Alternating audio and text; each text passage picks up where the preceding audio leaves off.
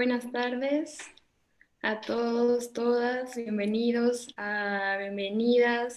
Estamos iniciando el cuarto webinario de esta serie de webinarios que se vienen haciendo desde la campaña nacional Sin Maíz No Hay País. Muy buenas tardes. Vamos a esperar un par de minutitos en lo que se conectan todos para dar inicio.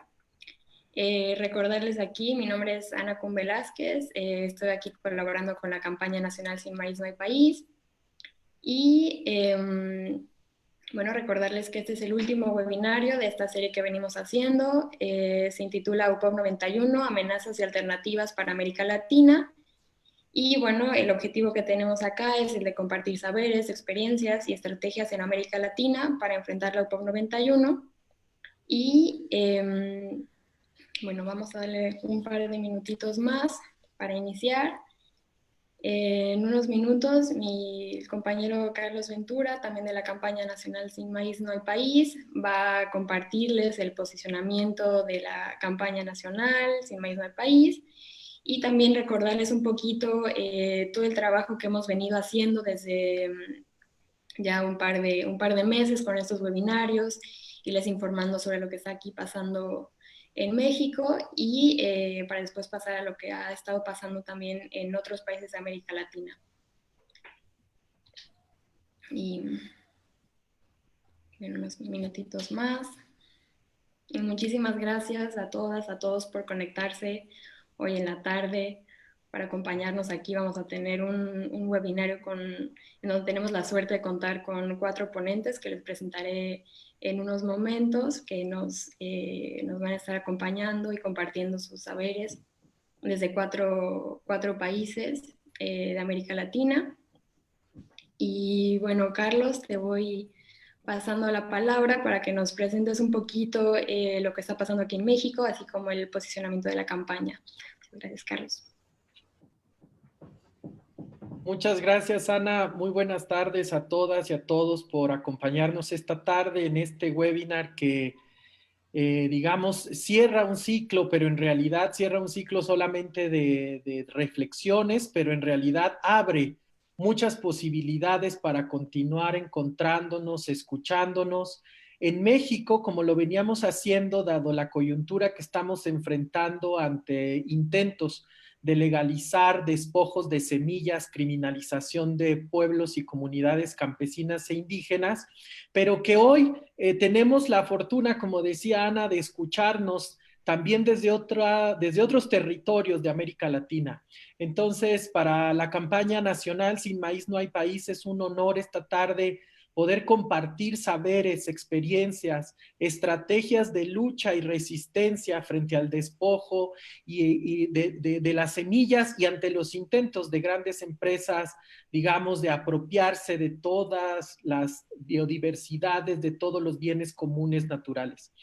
Quienes hoy nos acompañan, quisiéramos compartirles para quienes nos ven en México, quienes han seguido estos webinarios, pero también para quienes se conectan desde otros países, decirles que, bueno, la campaña nacional Sin Maíz No Hay País es una articulación muy amplia de red, es una red amplia de organizaciones, representantes de comunidades, colectivos, que nos hemos dedicado en ya 13 años, acabamos de cumplir 13 años desde que nos empezamos a articular para, evidentemente, en México enfrentar gran parte de lo que en las últimas décadas se ha venido enfrentando en toda la región, que es el tema del abandono del campo, el despojo de las semillas y también, digamos, el conflicto que tenemos hoy por la vida, por todas las formas de vida que se ven amenazadas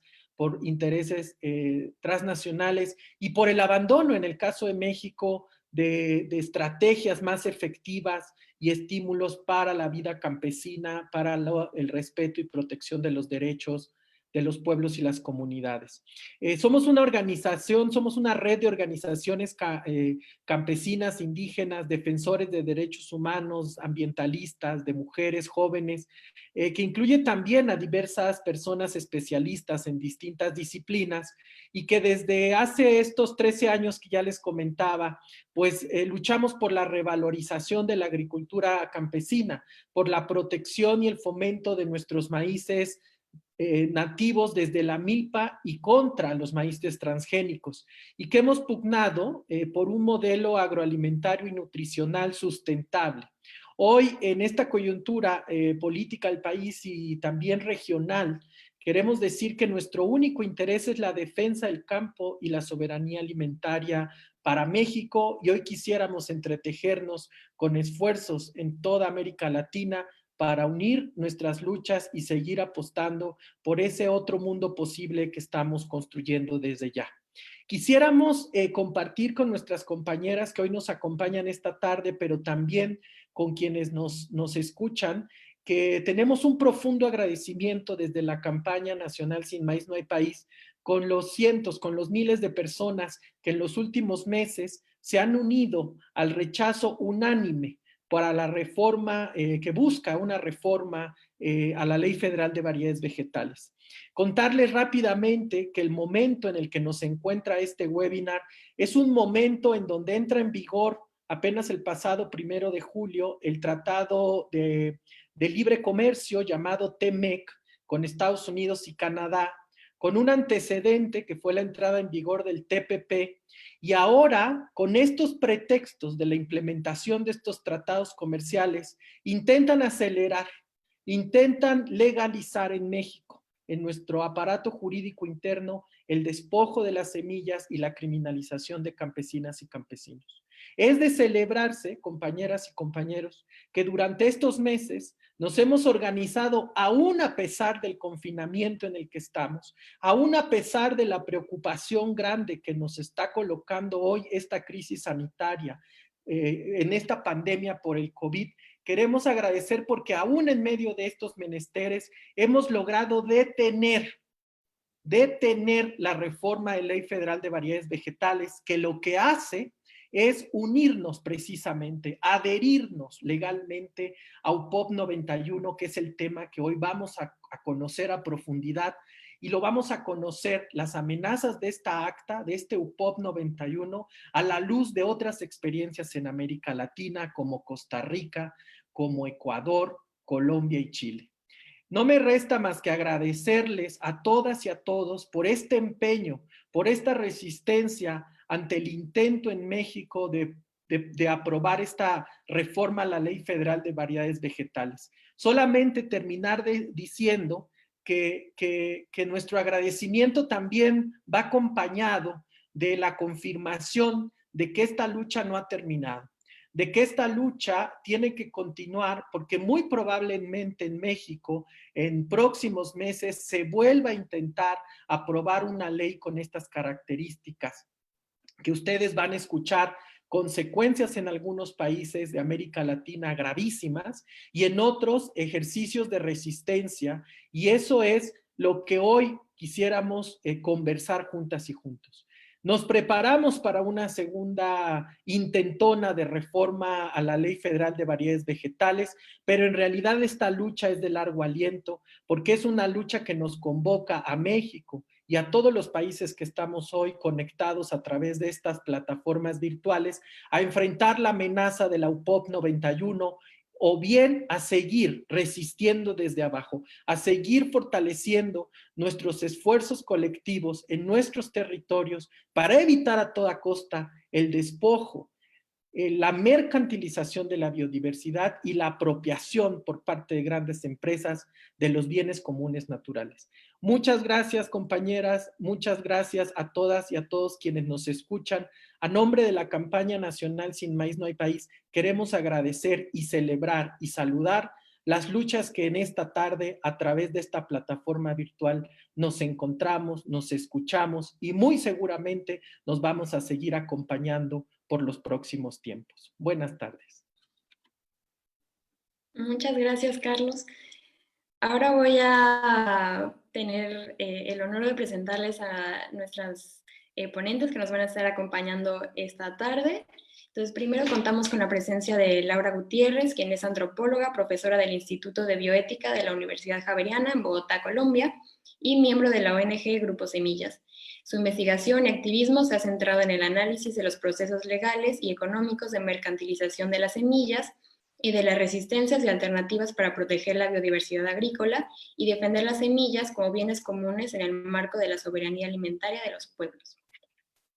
Después contamos con la presencia de Silvia Rodríguez, quien es trabajadora social y socióloga rural, miembro de la Asociación Red de Coordinación en Biodiversidad de Costa Rica. Es profesora emérita de la Escuela de Ciencias Ambientales de la Universidad Nacional y desde allí y a partir de los años 80 ha trabajado en políticas de biodiversidad silvestre y agrícola, nacionales e internacionales, entre ellas las relacionadas con la defensa de las semillas, y es miembro de la Alianza Biodiversidad. También contamos con la presencia de Lucía Sepúlveda, quien es periodista de la Universidad de Chile, miembro de la Red de Acción en Plaguicidas y sus Alternativas RAP Chile, y vocera en la campaña Yo no quiero transgénicos en Chile, y la plataforma Chile Mejor Sin TLC. También participan del Comité Feminista Socioambiental de la Coordinadora 8M y del Movimiento por el Agua y Territorios MAT. Por décadas ha trabajado en la defensa de las semillas campesinas e indígenas junto a comunidades y organizaciones del país, y es autora de La semilla campesina en peligro y ha difundido las amenazas a la diversidad colaborando como freelance en medios alternativos de comunicación. Y también contamos con la presencia de María Blanca Chancosa, quien pertenece al pueblo Tabalo Quichua, es la expresidenta de Ecuarunari y hace parte de la CONAIE y trabaja en la coordinación del Parlamento de los Pueblos. Y ha trabajado en defensa de la tierra y de los derechos.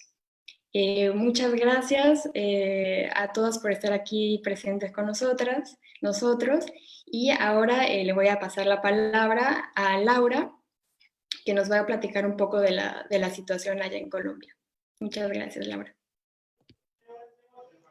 Hola, buenas tardes. Muchas gracias por la invitación. Voy a compartir mi pantalla, si me pueden confirmar que se está viendo. Sí, ¿sí la están viendo? Sí, muchas gracias, Laura. Ok, bueno. Entonces, bueno, yo voy a contarles muy brevemente, un poco contextualizar qué es la UPOV y sobre todo en su versión de 1991. Y cuáles fueron las consecuencias de su aplicación en Colombia a partir del Tratado de Libre Comercio con Estados Unidos y algunas de las resistencias que hemos tenido en el país frente a esta convención internacional. Entonces, la UPOV 91 básicamente es un tratado sobre propiedad intelectual. Entonces, lo primero que quería explicarles es qué es esto de la propiedad intelectual sobre material vegetal. Y en general, la propiedad intelectual, digamos, reconoce la invención humana con aplicabilidad industrial y en el ámbito del material vegetal, es decir, de las plantas, de las variedades, de las semillas, es un derecho, digamos, exclusivo a la producción y comercialización en cualquier forma del material de reproducción, propagación o multiplicación de una variedad vegetal, es decir, básicamente de las semillas. Y hay dos tipos de propiedad intelectual para plantas, que son los obtentores vegetales, que son menos restrictivos, y las patentes. Entonces, básicamente la diferencia es que los obtentores vegetales tienen dos características muy importantes, este tipo de propiedad intelectual. Una es que garantiza el privilegio del obtentor, es decir, que una variedad protegida, cuando una empresa aplica para tener un derecho de obtentor sobre una variedad que ha desarrollado, ¿sí? Tiene que garantizar que otras personas, científicos, empresas, gente en universidades, etcétera, que trabaja desarrollando nuevas variedades vegetales, puedan usar esta semilla, básicamente, que está protegida para el desarrollo de nuevas variedades a partir de ella. Y la segunda muy importante característica es que también deben garantizar el derecho al agricultor a resembrar, mejorar e intercambiar esas semillas que se encuentran protegidas o sobre las que tienen el derecho de obtentor vegetal las empresas. Las patentes son muy distintas porque son mucho más estrictas digamos, en los derechos que le dan a las empresas sobre las semillas. Entonces, no garantizan el privilegio del obtentor ni los derechos de los agricultores a resembrar la semilla. Básicamente se aplican a aquellas semillas que han sido modificadas genéticamente porque se considera que esa modificación genética produce un tipo de semilla nuevo que no está en la naturaleza y que por lo tanto es una invención humana, ¿sí? Y lo que se puede patentar es básicamente todo. Es los genes foráneos introducidos en esa semilla, que se llaman los transgenes, las técnicas de manipulación genética y al fin y al cabo, digamos, la semilla, porque la semilla pues es indivisible, además de esos transgenes que le han introducido, esa nueva información genética, y de las técnicas para hacer esa manipulación genética, ¿sí? Entonces, la Unión para la Protección de Obtentores Vegetales, la UPOV, es básicamente un convenio internacional que permite privatizar las semillas, ¿sí? Darle el control corporativo o el control a las empresas transnacionales como Monsanto, que ahora es Bayer, Syngenta, etcétera, etcétera, por estos derechos de propiedad intelectual. Y ahí, digamos, empezó en el 61, pero las que están vigentes ahora es la UPOV del año 78 y la UPOV del año 91, que también tienen diferencias muy importantes. La UPOV del 78 dice que el de los derechos del agricultor a resembrar la semilla, crear nuevas variedades, intercambiarla, etcétera, son mandatorios, es decir, el Estado debe garantizarlos, ¿sí? Mientras que la UPOV 91 dice que este derecho al agricultor es facultativo del Estado, es decir, que los estados pueden definir si quieren garantizarlo o no. El tiempo de protección, es decir, el tiempo que se le da a las empresas que tienen estos derechos de propiedad intelectual sobre las semillas se extiende. En la UPOV 78 es de 15 años, en la UPOV 91 es de 20 a 25 años. En la 78 no se permite la doble protección, es decir, una empresa no puede aplicar para una misma variedad vegetal que ha desarrollado el derecho de obtentor y la patente. En cambio, en la UPOV 91 sí puede aplicar eso. Bueno, y la mayoría de los países del sur tienen las UPOV 78, mientras que la mayoría de los países del norte tienen la UPOV 91, excepto aquellos que tienen tratados de libre comercio. Entonces, muy rápidamente lo que les quiero decir es que, y esto es muy importante en la UPOV 91, es que digamos, permite dar derechos de propiedad intelectual sobre variedades que se definen como nuevas. ¿Y esto qué quiere decir? Es cualquier variedad que no haya sido reclamada por una empresa ante una oficina de propiedad intelectual en el mundo, ¿sí? Es decir, no es por invención, sino es por descubrimiento, y esto lleva, digamos, a la biopiratería. Y estas otras cosas pues les puedo un poco explicar en las preguntas. Entonces, ¿qué es lo que ha pasado en Colombia? Antes, muy rápidamente, del TLC con Estados Unidos, que estábamos en la UPOV 78, y en estos otros tratados que ven ahí de la CAN, de la OIT, el Convenio sobre la Diversidad Biológica, el Tratado de Semillas, etcétera, básicamente nuestra legislación decía que no había patentes sobre seres vivos, se garantizaba el derecho al agricultor, teníamos soberanía nacional sobre la biodiversidad y recursos genéticos, tanto in situ, es decir, en los territorios, como ex situ, es decir, en los bancos de germoplasma. Y en teoría se garantizaba, esto no funcionaba bien, pero en teoría se garantizaba el consentimiento informado y previo para acceder a recursos genéticos, que debía haber revelación de origen de recursos genéticos y la distribución justa y equitativa de beneficios por el uso de recursos genéticos. Esto básicamente quiere decir que las empresas debían de alguna forma remunerar a las comunidades de donde habían sacado digamos, las semillas o los genes, cualquier parte de la planta para hacer nuevas variedades de semillas. ¿Qué pasa con el TLC? Y es que nos obligan a entrar en la UPOV 91. Y se viene ahí, el TLC explícitamente dice, y seguro lo que va a decir básicamente con ustedes ahí. Es que una parte que no otorgue protección mediante patentes a plantas a la fecha de entrada en vigor de este acuerdo realizará todos los esfuerzos razonables para permitir dicha protección de patentes. O sea, nos obligaban a, básicamente, digamos, en los hechos, a hacer modificaciones a la legislación para permitir la protección de patentes. No se garantizan todos estos derechos, digamos, de la revelación de origen y los beneficios se dan es más bien por contratos privados entre las empresas y las comunidades, ¿sí? Y esto es muy importante, lo de las variedades esencialmente derivadas, que la UPOV 91 lo permite y la UPOV 78 no. Y es que una empresa puede decir, por ejemplo, si desarrolla un maíz transgénico que es tolerante a sequía, y hay una comunidad que tiene un maíz no transgénico, criollo, que es también resistente a sequía, esa empresa puede decir, ese maíz es esencialmente derivado de mi maíz. O sea, se parecen, porque ambos son resistentes a sequía y por lo tanto la empresa podría decir que también es dueño de la semilla de esa comunidad, ¿sí? Pues lo cual es terrible, ¿no? Y después puedo explicarles mejor esto porque no tengo tanto tiempo. Entonces, y esto es en la jerga, digamos, de la propiedad intelectual, lo que llamaron la armonización del sistema de propiedad intelectual colombiano para implementar la UPOV 91. Y lo hicieron a través de varias leyes.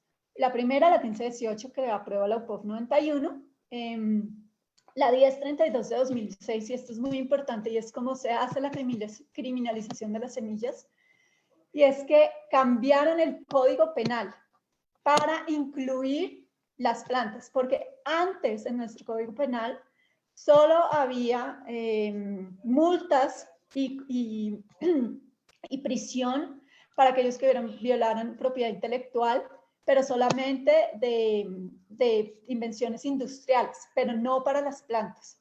Entonces, con esto aplicaron la legislación a las plantas y aparecen estas multas y estos años de 4 años a 8 años de prisión para todos aquellos que violen la propiedad intelectual de una empresa, es decir, por ejemplo, resiembren la semilla de una empresa. Y también hicieron toda una serie de leyes, la resolución 3168, que dice que todas las semillas en el país deben ser certificadas o registradas. Y que la guardar semilla certificada básicamente es un crimen, y si ven el documental 970 en YouTube, que se los recomiendo, pues lo que hicieron es que muestra cómo efectivamente confiscaron y destruyeron semillas que los agricultores estaban guardando para la próxima cosecha de arroz en un pueblo de Colombia. Y en cuanto muy rápidamente al activismo, hemos hecho varias estrategias distintas. Por un lado, el activismo legal y la red de semillas libres demandó la ley 1518 que aplicaba la UPOV 91 y ganó. Entonces, en teoría, estamos de nuevo en la UPOV 78, pero no se derogaron esas otras leyes de implementación, así que es un poco como que nos da lo mismo, ¿no? Y además demandó esta ley de 2006 del Código Penal y en eso ganamos parcialmente. Solo se quitó esta expresión de similarmente confundibles. Y en los paros agrarios de 2013, que fueron muy famosos, muy amplios, se exigió la derogación de esta resolución 970 del ICA, pero que fue derogada, pero luego salió una que es básicamente lo mismo, digamos, ¿no? El gobierno hizo eso. También hicimos territorios libres de transgénicos en Colombia, sobre todo en resguardos indígenas, pero también en algunos municipios campesinos. Esto es básicamente lo que significa un resguardo, un territorio libre de transgénicos. Este es el ejemplo de un territorio en Caldas indígena. Dice, se prohíbe la implementación en nuestros territorios de programas y proyectos gubernamentales o privados de fomento agrícola o de seguridad alimentaria que contengan semillas y alimentos transgénicos o paquetes tecnológicos que atenten contra nuestras semillas tradicionales, saberes ancestrales y el territorio. Hicieron una casa de semillas también donde se conserva la biodiversidad local y se hacen intercambios de semillas entre las comunidades y entre redes de semillas de todo el país. Se hizo otra organización que se llama Dignidad Agropecuaria Colombiana, hizo un referendo por el agro para cambiar la Constitución colombiana y proteger al agro nacional de los tratados de libre comercio, y una de las cosas que incluyeron fue la derogación de toda la legislación sobre derechos de propiedad intelectual basada en la UPOV 91. Desafortunadamente no logramos conseguir las firmas necesarias para llevarla a que fuera discutida en el Congreso, pero bueno, fue un importante, digamos, evento a nivel político. Otro punto que también pueden poner es la Declaración de los Derechos de los Campesinos de la ONU, que ahí tiene muchas provisiones que permiten defender las semillas criollas y nativas de la criminalización y privatización por parte de las empresas. Desafortunadamente Colombia no ratificó esta declaración, precisamente porque iba en contra de los tratados de libre comercio en propiedad intelectual. Y bueno, estos son como algunos recursos adicionales si quieren saber más sobre este asunto. Y pues muchísimas gracias.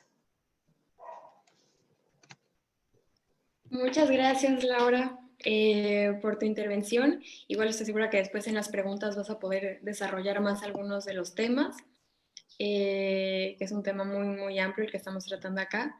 Y ahora le voy a pasar la palabra a Silvia Rodríguez para que nos cuente un poco cómo está la situación en Costa Rica. Silvia, adelante.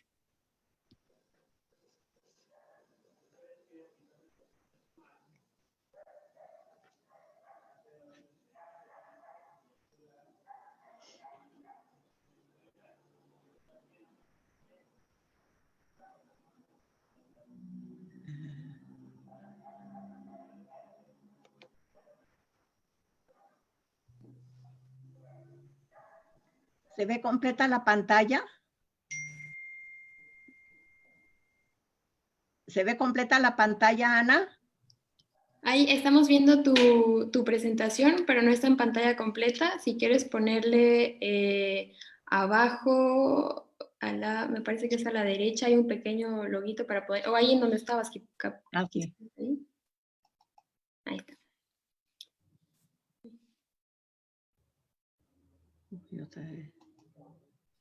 Sí, está bien. Buenas tardes. Sí, perfecto, gracias. Está bien. ¿Me escuchan bien? Sí, perfecto. ¿Me escuchan?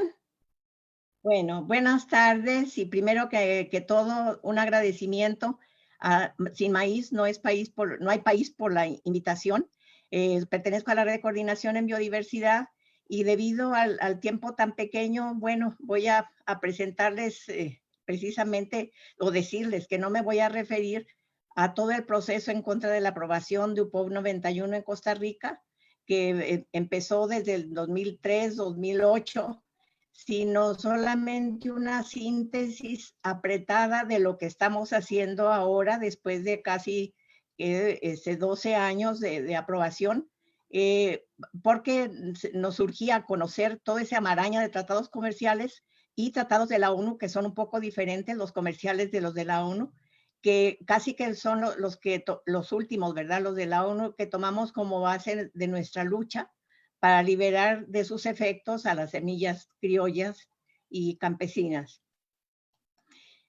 Bueno, voy a tomar principalmente a UPOV como la entidad a la que me voy a referir principalmente, y la UPOV en medio de esa maraña de pactos de comercio. Vean que está subrayado pactos de comercio que apoyan a la propiedad intelectual sobre plantas y otros seres vivos. Nosotros creímos que era indispensable conocer toda esta maraña de tratados, porque la UPOV no se maneja por ella sola, sino que se apoya en muchos otros intersticios que hay para poder seguir adelante y que no le molesten en sus manifestaciones y en sus cosas. Entonces, bueno, el primero que le dio apoyo fue la OMC, la UPOV, una organización que se fundó desde los 60s, pero realmente solamente era de los países europeos los que pertenecían a ella.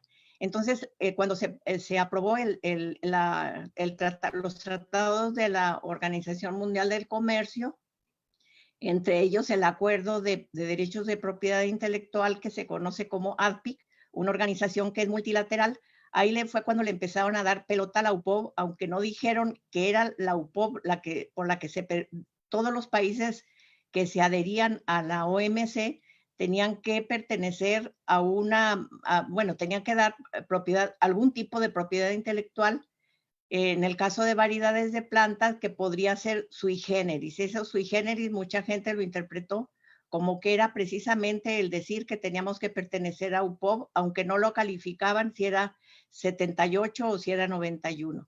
Después tenemos los tratados bilaterales y regionales de libre comercio. Los tratados bilaterales son los que tenemos la mayoría de nuestros países, México, que es un poco trilateral, igual que el de Costa Rica con toda Centroamérica.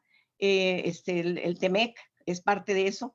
Y estos tratados bilaterales lo que hicieron fue lo que llaman muchos el ADPIC Plus, porque precisamente todo lo que no se había conseguido con el ADPIC Plus, en donde solamente se mencionaba que deberían tener las variedades de plantas una protección sui generis, en el caso de los tratados bilaterales ya desenfadadamente nos dicen tienen que adherirse al UPOV 91, sin más.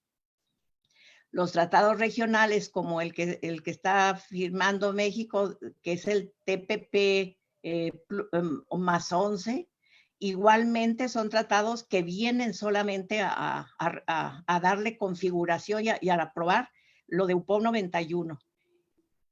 Estos son acuerdos que son formales, pasan por toda una serie de preparación, se aprueba por los gobiernos, de los países, pero después tienen que pasar por la aprobación de las respectivas asambleas legislativas o Senado en el caso de México.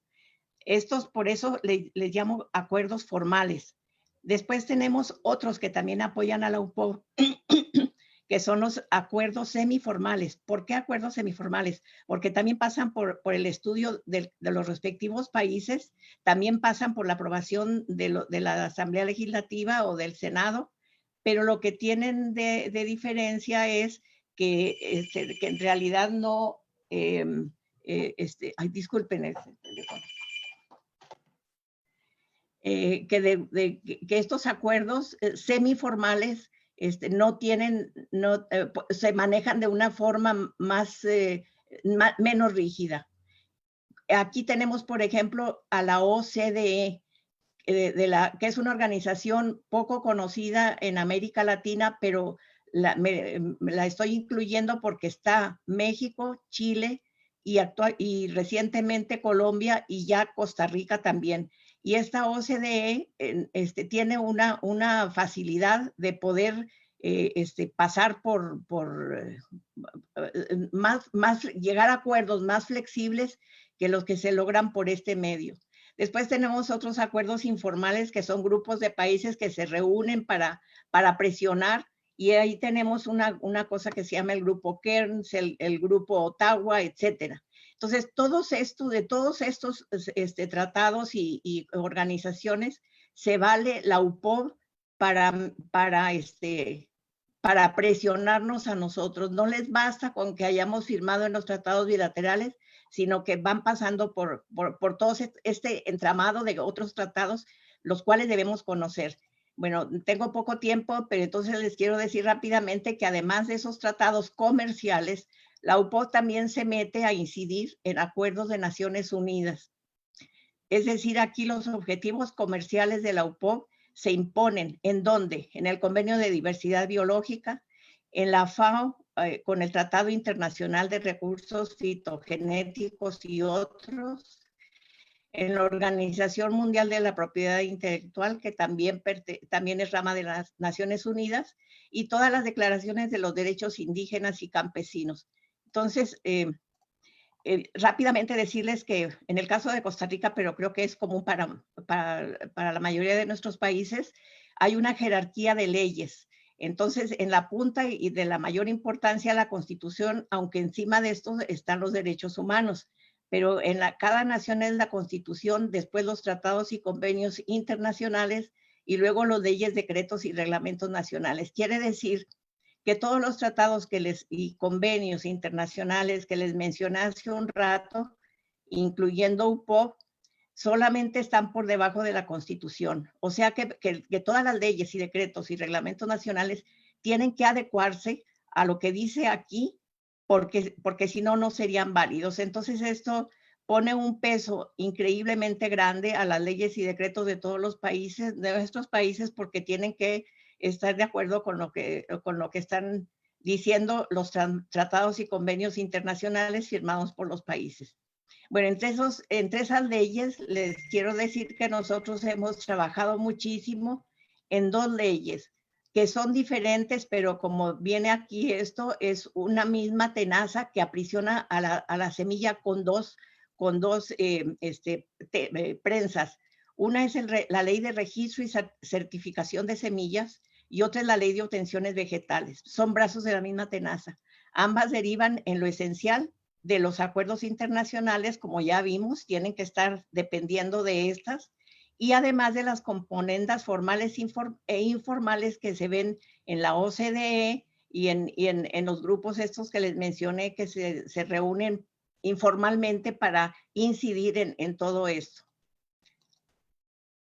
Bueno, aquí nada más les quería poner porque creo que esto es importantísimo. Sé que en el caso de México ya desde hace tiempo tienen una ley de registro y certificación, que aquí la puse, ley y reglamento del registro de variedades vegetales 17 y 18. Y en el caso de Costa Rica está en discusión porque le hemos parado desde 1997. En esta ley el centro es que nadie puede comercializar semillas si no están registradas y certificadas. Y para registrarlas y certificadas, una las semillas campesinas no reúnen esos requisitos, entonces quedarían proscritas de ser comercializadas, solamente podían ser utilizadas para consumo propio. El otro son las leyes de propiedad intelectual, que ya vimos, y que ya Lucía nos explicó, las patentes, los derechos de obtentor, en donde nadie puede reproducir sin volver a pagar. Vean la diferencia, registro y certificación no se pueden comercializar sin cumplir con estos requisitos. Leyes de propiedad intelectual, nadie puede reproducirlas sin volver a pagar cada año al dueño, al obtentor. Bueno, como se ve, la maraña es complicada, pero necesariamente la tenemos que coincidir para la incidencia.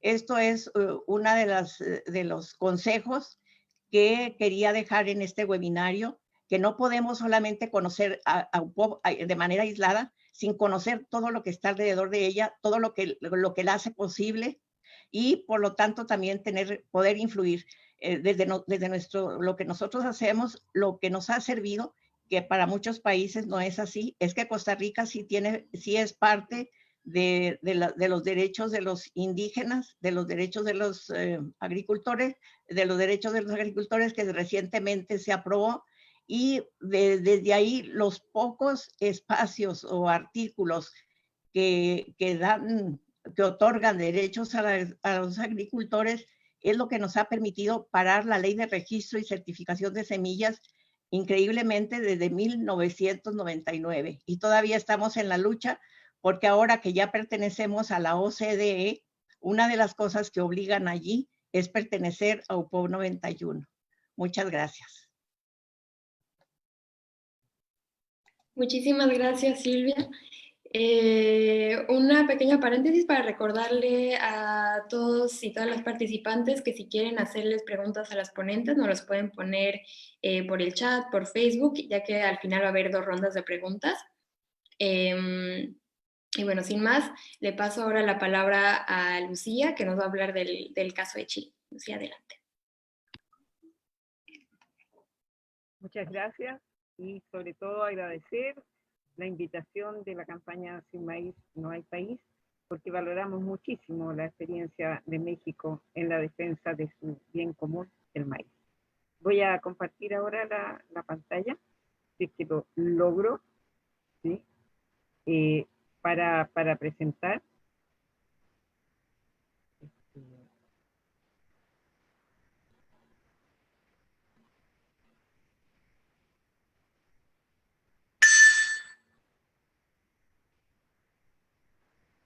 parece que no funcionó mucho.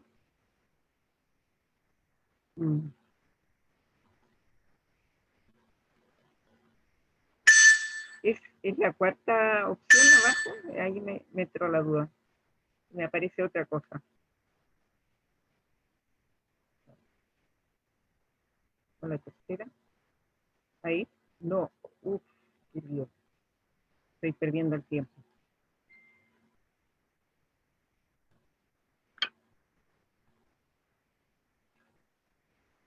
Perdón, ahí parece que estoy finalmente, ¿no? Sí, ahí está. Bien. Entonces, Muchas vamos a hablar de la experiencia en Chile. Agradezco a las anteriores ponentes que clarificaron la situación.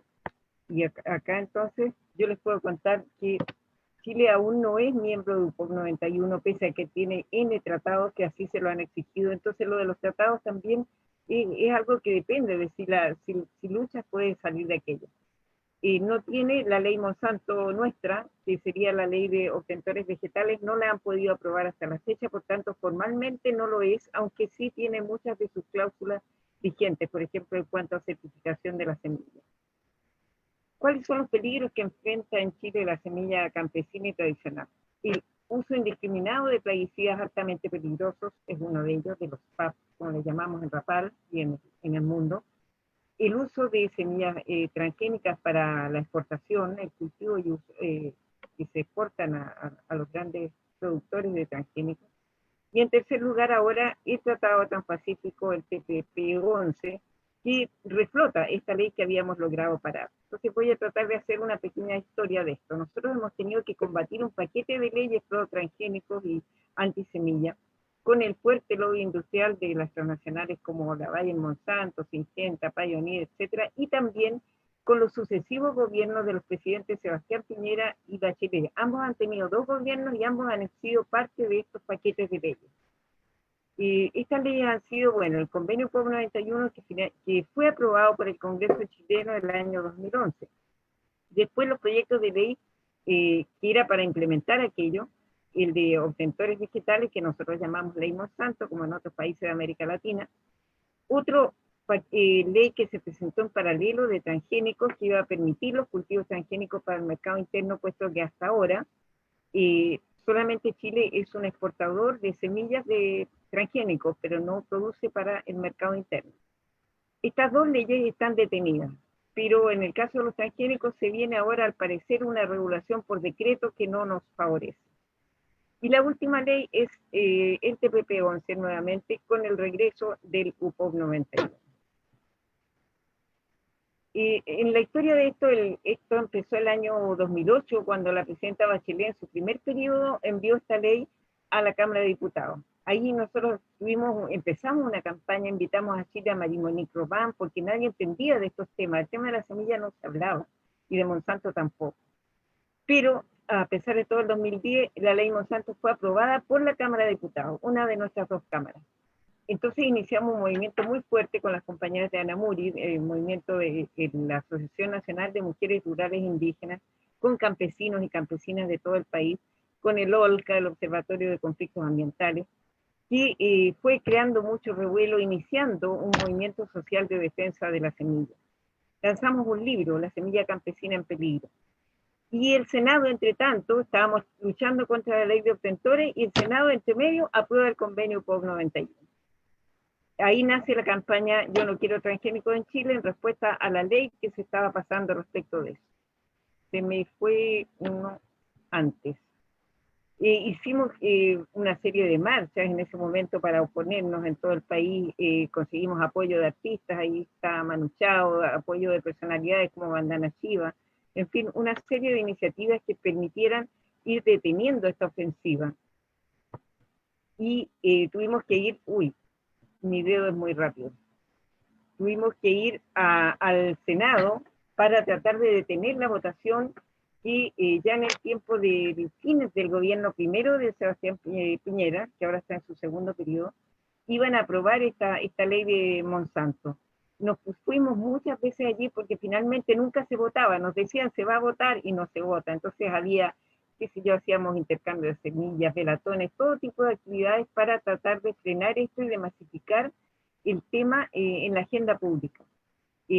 Pero finalmente no se alcanzó a votar porque vino la campaña por la nueva elección presidencial y salió electa la presidenta Bachelet. Ella retiró la ley Monsanto en vista de todo este tumulto social que había, la retiró del Senado el año 2014. Y sin embargo, y ahí celebramos nosotros, tuvimos como una tregua, una pequeña victoria, pero el 2015 la presidenta firma el TPP. Y el 2018, el TPP se cayó por la salida de Trump, pero el 2018 lo reactiva a Chile y ella firma el TPP-11 entonces. Que es un tratado que nosotros decimos para perder soberanía alimentaria, nos obliga a ratificar la UPOV 91 y por tanto la ley Monsanto se pone nuevamente en función. Nosotros pensamos que esto es para, digamos, consolidar la privatización de la semilla, expandir los cultivos transgénicos y los cultivos forestales, que son los monocultivos, aumentar las ganancias de estas empresas y en el fondo sepultar la agricultura familiar campesina. Pero ahora ya contamos con un movimiento de defensa de la semilla inorgánico, pero real, con mujeres de los territorios en la primera línea, también con el feminismo de los pueblos apoyando esto. Y todos entendiendo que la semilla tradicional es adaptada a su territorio, es la que puede resistir la sequía, la salinidad, el cambio climático. En cambio, este TPP-11 lo que hace es reforzar el modelo extractivista de la agricultura convencional, que es alta en emisiones de carbono, que es incapaz de defenderse del cambio climático. Así que esta nueva ley Monsanto, que viene con el TPP-11, que la va a intentar acelerar, nos aumenta solamente la pérdida de biodiversidad y de bienes comunes. Por eso es que en la plataforma Chile Mejor Se Interese, nosotros levantamos la consigna, defendamos la salud, la semilla y la soberanía, no al TPP-11. Y entre tanto se han desarrollado múltiples iniciativas, como les decía, se han masificado hasta en la ciudad, los huertos urbanos y proyectos en el campo de recuperación de la semilla tradicional, porque nuestro estado de tenencia de semilla tradicional es malísimo, o sea, se ha perdido mucha semilla en este proceso desde que se masificó el uso de la semilla industrial. Y en el norte y sur del país se están llevando a cabo experiencias autónomas, puesto que no son del gusto del Estado, el Estado no las quiere financiar, de recuperación de la semilla tradicional para hacer agroecología. Yo diría que, ¿cuáles son un poco las lecciones aprendidas para tratar de compartir? Bueno, estos temas hay que trabajarlos en los territorios para informar a la organización local y lograr que se involucren, porque no son temas fáciles de explicar, pero nosotros multiplicamos foros, debates, folletos, volantes, de todo, por muchos años. También aprendimos que los progresismos y la izquierda defienden en el fondo el modelo neoliberal extractivista y defienden el UPOV 91. Así que hay que relacionarse con ellos, obviamente, hay que aliarse con ellos cuando se pueda, pero no hay que esperar mucho de ellos. También entendimos que había que interpelar y desenmascarar públicamente con nombre y apellido a los que venden los bienes comunes como el agua y la semilla.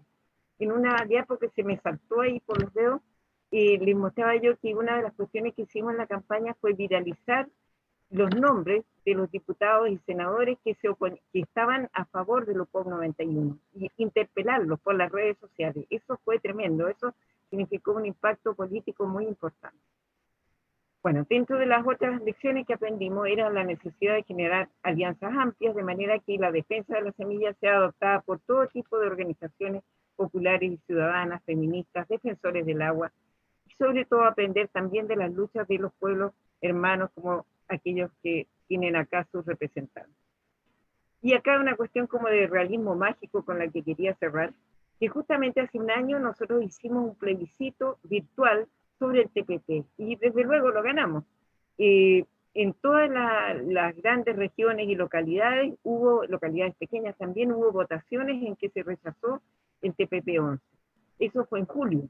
Pero el 18 de octubre, la Comisión de Constitución del Senado de Chile aprobó el TPP-11 y lo dejó listo para que lo votara el Pleno del Senado.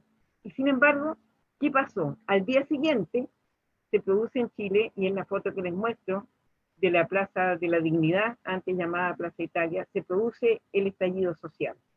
Chile despertó, ganamos en la calle, y la demanda por la semilla, por la defensa de la semilla y sobre todo contra el TPP se masificó. O sea, ya no éramos un grupo, sino que éramos parte de las demandas de todo un pueblo.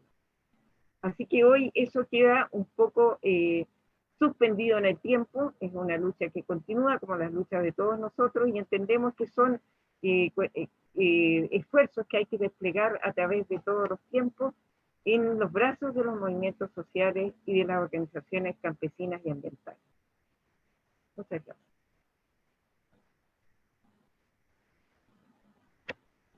Muchísimas gracias, Lucía, por presentarnos lo que está ocurriendo en Chile.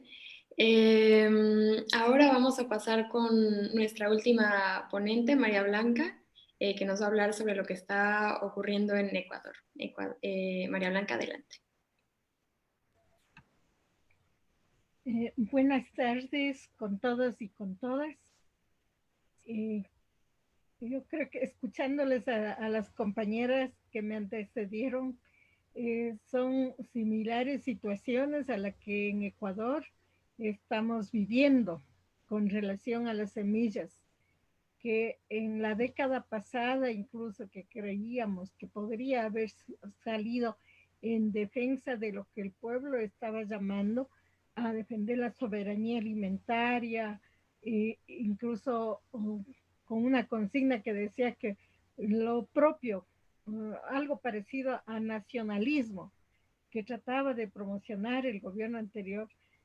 Sin embargo, en los hechos, nunca estaba defendiendo. Más bien atentaron, estaban tratando, digamos, en la asamblea una ley en la que estaban promoviendo más bien a permitir la entrada de semillas transgénicas, ¿no?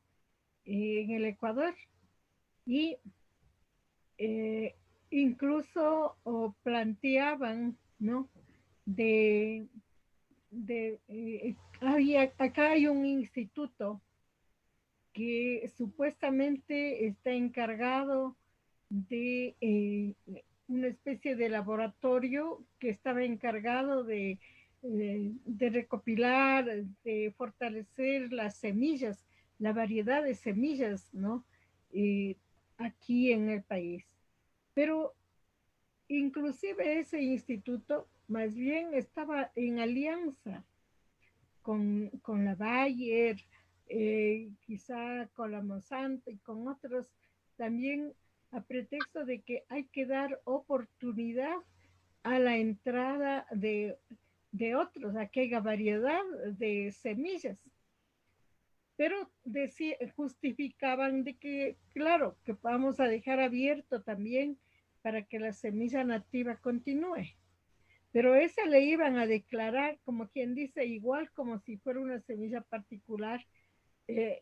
Entonces tendríamos que pedir la autorización y tener la certificación para que incluso las semillas nativas podamos dar uso.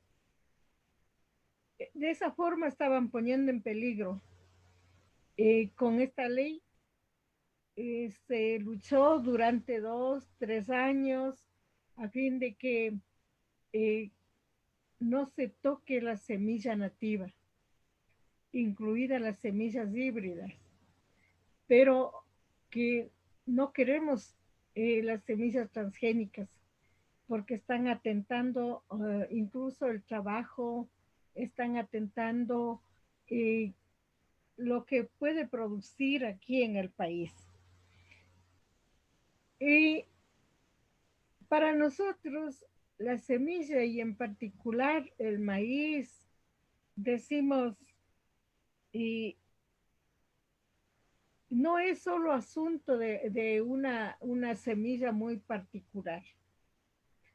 Decimos que la semilla tiene la historia. En la semilla está la historia de los pueblos. Está los saberes de los abuelos. Está ahí, digamos, todo el cariño que pusieron el desarrollo de tecnologías propias. Es decir, la semilla está expresando la identidad de los pueblos. No es vista solamente la alimentación, pero también unido a la mirada sobre la alimentación, es que hay que garantizar. Nosotros hemos comprobado y decimos, bueno, y la nueva generación de ahora, que ya no come los frijoles, no come el maíz, pasan comiendo solo chitos y tomando Coca-Cola en vez de la chicha. Entonces, eh, no tiene la fortaleza, ¿no? De su organismo, mientras que quienes crecimos comiendo los frijoles, las arvejas, el maíz, eh, digamos, como que le siente el sabor incluso. Una semilla transgénica no tiene el sabor, no tiene el corazón, decimos, ¿no? No tiene el corazón y por eso no tiene sabor. Pero las semillas nativas tienen corazón. Y de ahí nuestra lucha, habíamos nosotros, además de hacer como una vigilia permanente, ahí diariamente frente a la asamblea, también nos desplazamos hacia las comunidades, al interior de las provincias, organizamos lo que se llama el Chasquihuarmi, ¿no? Es las mujeres mensajeras, las mensajeras en defensa de la semilla. Hicimos un recorrido conversando con la gente, llevando el mensaje, el peligro a través de estas leyes, pero también recibiendo el mensaje, recibiendo las posturas de la gente. En ese sentido, logramos de alguna manera detener esto para otra discusión, pero todavía no se ha acabado la discusión, sigue atentando. Y junto con esta defensa de las semillas, nosotros sí también teníamos la experiencia de que no es solo la semilla sola, es como un tren, como unos vagones de tren, porque vienen paquetes de leyes de imposición tras imposición. Y una de ellas era justamente eh, digamos, la firma del Tratado de Libre Comercio con Estados Unidos, con la Unión Europea, y, y que ahí también atentan sobre las semillas nativas. Y eso es una apertura al mercado sobre las semillas transgénicas y atenta a todos los productos que pueda, porque son unos tratados desiguales, ¿no? Y la pérdida de soberanía, la pérdida de trabajo, eh, pérdida de identidad de los diferentes pueblos. Por eso hemos venido rechazando, y quizá desde inicios del 2000 y en el 2004 se logró neutralizar, no se permitió firmar en el Ecuador. Pero nuevamente ahora, en cambio, con el gobierno actual, nuevamente ahora más bien se han aferrado a retomar este tratado y nos mantenemos en esta lucha. Al igual que todos ustedes, como dice, sin maíz no hay país, y también estarían atentando a la vida, porque si ahora igual quieren reemplazar, además de reemplazar a las semillas nativas, también se está reemplazando, digamos, con esto de querer impulsar el monocultivo para que el maíz transformarle en combustible, ¿no? También estarían atentando a la soberanía alimentaria. Esas han sido, digamos así, acá en esta experiencia, y continuamos haciendo una campaña de nuevamente recuperar la semilla. Entonces, en varias zonas ya se ha dedicado la siembra del maíz, la siembra de diferentes semillas, y en el maíz hay zonas donde Han logrado los compañeros, por ejemplo, recuperar que antes se veía como 10 clases de semilla. Ahora cuando se hacen las ferias de semillas nativas, encontramos del maíz como 70 variedades de maíz. De los frijoles, de las habas, de las papas, de todo ello se encuentran varias variedades. Y entonces estamos tratando de a través de unas, digamos como los reinos que les llamamos celebraciones, ¿no? Que hacemos acá por estaciones. Ahí de hacer esta feria y este intercambio de semillas que nos permita reforzar nuevamente, ir creciendo esas semillas a nivel de cada compañero y, y hemos dicho aquí no, y las compañeras en este recorrido que hiciéramos, las compañeras mujeres y en las comunidades dijeron, bueno, si aprueban esa ley por encima de que nosotros nos oponemos, de todas formas, con esa ley o sin esa ley, nosotros defenderemos la semilla, vamos a seguir cultivando y no vamos a seguir pidiendo certificación alguna a ninguna empresa. Y más bien, como que nos aferramos a defender lo propio y incluso como la semilla nativa no lo estamos haciendo solamente con el maíz, sino con todos los productos que de acuerdo a cada región nos sustenta en la vida de los pueblos. Y en ese proceso continuamos la lucha hasta hoy. En esta lucha, en octubre, en la gran movilización lo planteamos y hoy también con el nuevo programa que estamos como programa, propuesta alternativa a las políticas de gobierno, también estamos planteando la defensa de las semillas nativas. Muchas gracias. Muchísimas gracias, María Blanca. Muchísimas gracias a todas. Aquí tenemos ahora un par de preguntitas del público. La primera es una pregunta en cuanto a los bancos de germoplasma. Una pregunta en cuanto a si el banco de germoplasma que se encuentra en el CIMMYT está protegido. ¿Cómo es que ustedes ven esa cuestión de los bancos de semillas? Todo eso. Una segunda pregunta que tenemos es sobre el rol de las mujeres, sobre por qué creen que la participación de las mujeres es mayor en las redes de semillas.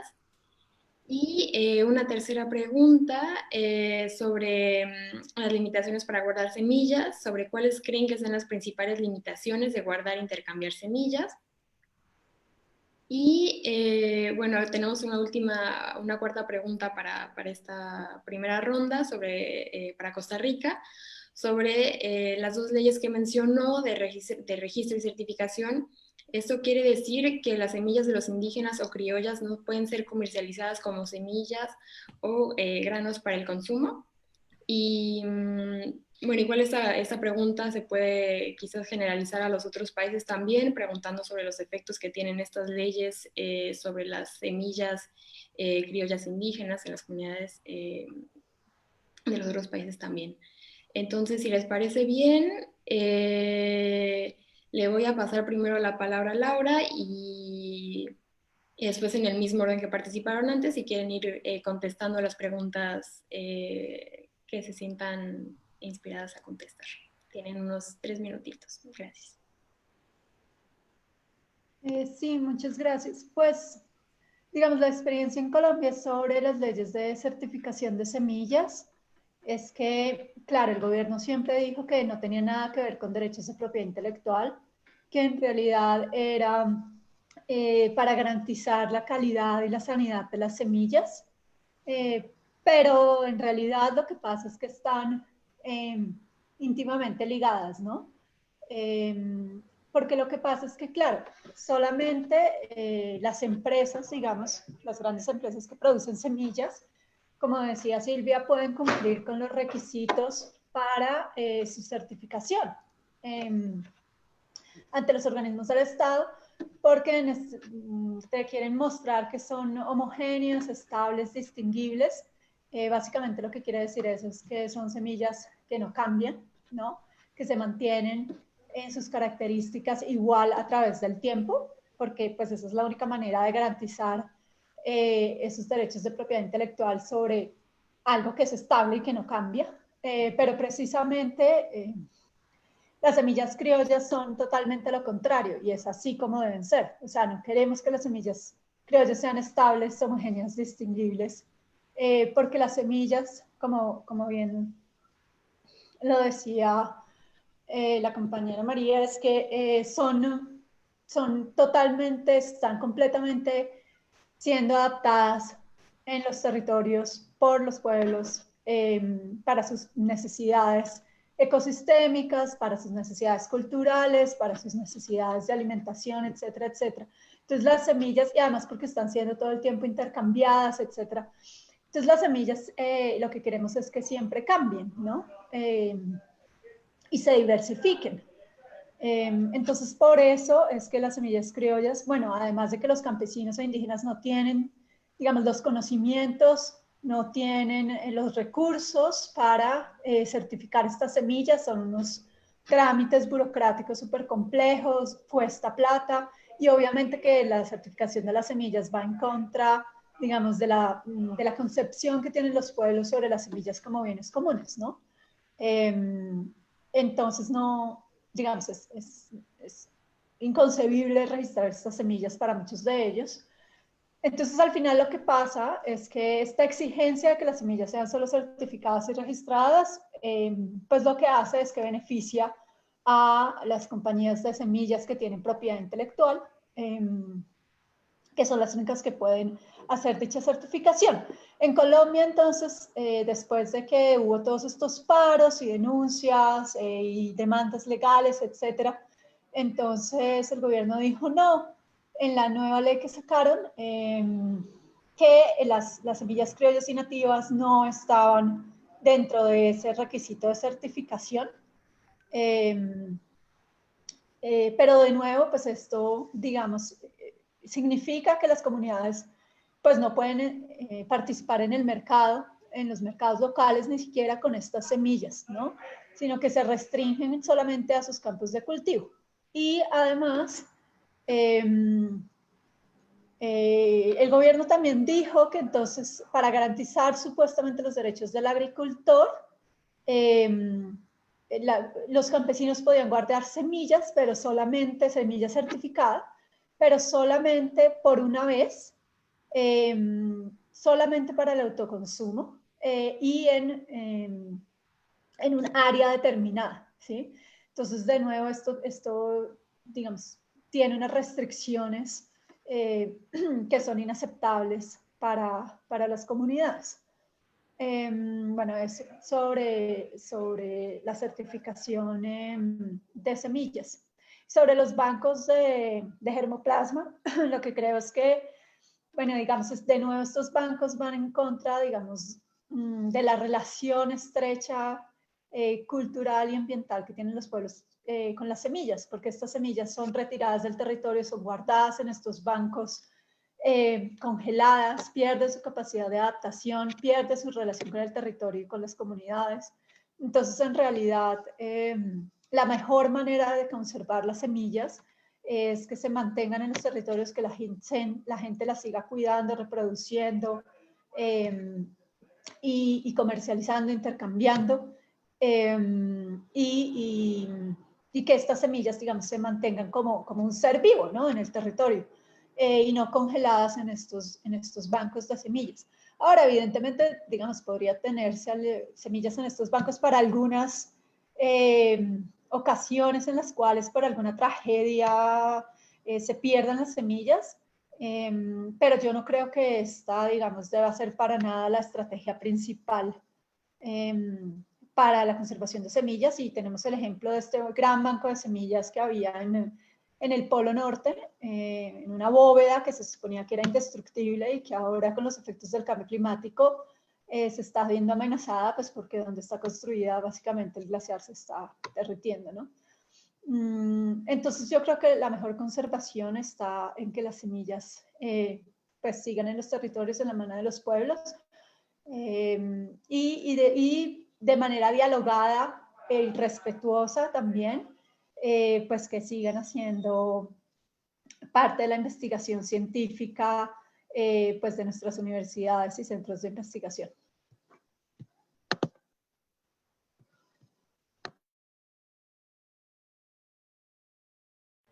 Muchas gracias, Laura. Paso la palabra a Lucía. Sí, mira, yo quería aportar en la experiencia nuestra en Chile. Hay una entidad que se llama INIA, que es el encargado de investigación agraria y es el que tiene los bancos de semillas. Pero estos se han convertido en una suerte de negocio. Para financiar su investigación, en línea lo que hace es vender la semilla a los obtentores extranjeros, de universidades extranjeras o de compañías o de industriales. Entonces eso es una degeneración de su misión, pero es la forma que tienen, como te digo, de financiarse. O sea, no tiene nada que ver esto con resguardo de la semilla, con el objetivo inicial que tenía Línea cuando se crearon estos bancos que se suponía iban a estar abiertos a la comunidad. O sea, iba a haber investigación y esta investigación tendría que haber estado a disposición de las comunidades campesinas, pero no lo está en absoluto. O sea, ellos firman convenios internacionales de manera que todo el germoplasma, como le llaman ellos, pero la semilla de los campesinos e indígenas que ha sido recolectada en misiones, que ellos generosamente la han entregado sin saber para qué se iba a usar, ¿no? Esa semilla es vendida y es lo que permite enriquecer la investigación en el extranjero para que después vuelva como semilla certificada, registrada, ¿ah? Una semilla cara que no le sirve a los campesinos, no le sirve a la agricultura familiar y sí le sirve a los industriales de la agroindustria. Es decir, todo va en función de este modelo agroexportador que tenemos. Quería decir que por eso, fíjate, cuando el Estado chileno quiere apoyar a los campesinos, ¿qué hace? Les compra la semilla, o sea, esta semilla certificada, ¿no? Les compra el paquete tecnológico, porque esta semilla registrada no tiene propiedad, no tiene la capacidad de producir realmente y tener buenos rendimientos si no tiene los químicos, los tóxicos, los venenos, pero que sí le permiten crecer mucho. Entonces es un negocio redondo, pero no para la alimentación del pueblo de Chile, sino que para quienes producen los agrotóxicos y para quienes son los dueños de esta semilla privatizada, o sea, registrada, que es la que el Estado compra para supuestamente ayudar a los campesinos. Entonces, desde luego que nosotros estamos por que se adopte el modelo de las casas de semillas en los territorios, que la gente vaya guardando, compartiendo, etcétera, pero que precisamente sean ellos los custodios, porque la semilla tiene que tener vida. Esas semillas congeladas no van a permitir que tengamos esta resiliencia de la que hablábamos, de una semilla que va a ser capaz de resistir a los cambios que estamos viviendo. Eso es lo que nosotros apoyamos. Nosotros queremos que crezca la agroecología y para eso necesitamos precisamente este tipo de semillas. Que una de las dificultades que hay en este proceso de que no se permita vender, porque en Chile, aunque no está vigente el UPOC 91, hay decretos y normas que impiden que en las ferias las compañeras puedan vender su semilla tradicional. No les permiten porque no tiene el sello de la entidad de gobierno ni de una empresa. Entonces eso obstaculiza el desarrollo de quienes están tratando de hacer la transición a la agroecología y necesitan este tipo de semillas. Entonces son puras limitaciones. Por lo tanto, como te digo, el énfasis nuestro es la recuperación y multiplicación de semillas. Se han hecho muy buenas experiencias en ese sentido, de comunidades que visitan estas casas de semillas que hay en distintos lados, reciben semillas y se comprometen a devolver la semilla para así poder ir recuperando biodiversidad y recuperando soberanía, o sea que realmente podamos tener los alimentos que queremos y no los que nos está imponiendo la industria.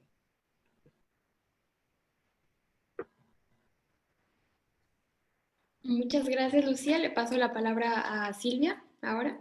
Sí, cómo no. Bueno, yo ya no me voy a referir a los bancos de germoplasma, sino que creo que vi también ahí una pregunta poniendo una interrogación a la OCDE, a la OCDE, que yo les decía que es una organización semiformal a la que estamos ya adheridos Colombia, México, Chile y ahora Costa Rica. Y según ellos dicen que su misión es promover las buenas prácticas para una vida mejor. Y sus objetivos, promover políticas que favorezcan la prosperidad, la igualdad, las oportunidades y el bienestar de todas las personas. Bueno, eso es exactamente la teoría, o como decimos aquí en Costa Rica, pura paja, ¿verdad? Porque esta organización tiene 22 tipos de tareas, 22 formas de trabajo, y una de ellas es precisamente la agricultura. Y allí precisamente apoyan el que de los países que pertenezcan a la OCDE firmen UPOV 91, tengan la certificación y registro de semillas, promueven el uso de plaguicidas. Entonces es una organización a la que hay que tenerle mucho cuidado. Después, en cuanto a las leyes de semillas, efectivamente nosotros las hemos estudiado muchísimo. Yo les decía que desde 1999 estamos en la lucha en contra de la certificación y registro de semillas, porque bueno, ya lo dijo muy bien Lucía y Laura, los requisitos son, figúrense cómo no van a ser brazos de la misma tenaza. Los requisitos que piden son los 3 primeros de la UPOV, los 3, segundo, tercero y cuarto de la UPOV, que sean homogéneas, estables y, bueno, el otro tercero que se me va, y las semillas campesinas no los reúnen. Entonces, aquí en esta lucha que hemos dado, sacaron el cuento con que entonces íbamos a tener un registro de variedades especiales para las semillas campesinas. Y absolutamente dijimos no, porque nosotros sí pertenecemos al TIRFA, que es el Tratado de la FAO, en donde en uno de sus artículos más terribles dice, no hay propiedad intelectual sobre variedades vegetales, y uno dice, uy, qué bien, pero y después indican el siguiente párrafo, en la forma recibida. O sea que cuando alguien la pesca de ese registro de certificación o de esos bancos de germoplasma, esa semilla campesina, tal como está, no tiene propiedad intelectual, pero con la menor alteración que se le haga, ya pueden tomarla y registrarla como propia. Entonces, absolutamente decimos en esa ley de certificación, de ninguna manera hay registro de las semillas campesinas.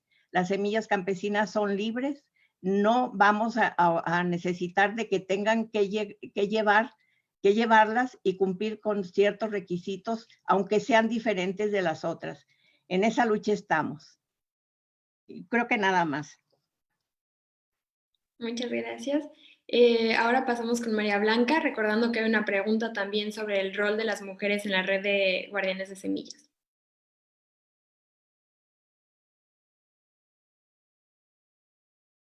María, nada más tienes el micrófono apagado si quieres prenderlo.